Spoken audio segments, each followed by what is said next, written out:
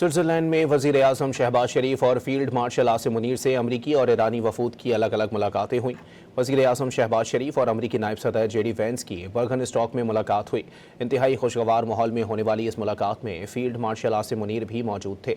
अमरीकी नुमाइंदा खुसूसी Steve Witkoff और जैरेड कुशनर भी मौजूद थे। अमरीकी वफ्द के अरकान पाकिस्तानी क़यादत से गर्मजोशी से मिले।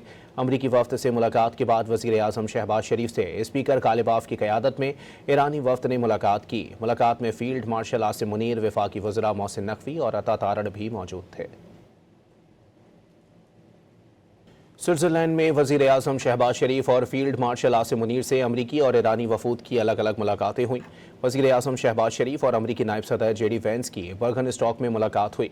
इंतहाई खुशगवार माहौल में होने वाली इस मुलाकात में फील्ड मार्शल आसिम मुनीर भी मौजूद थे।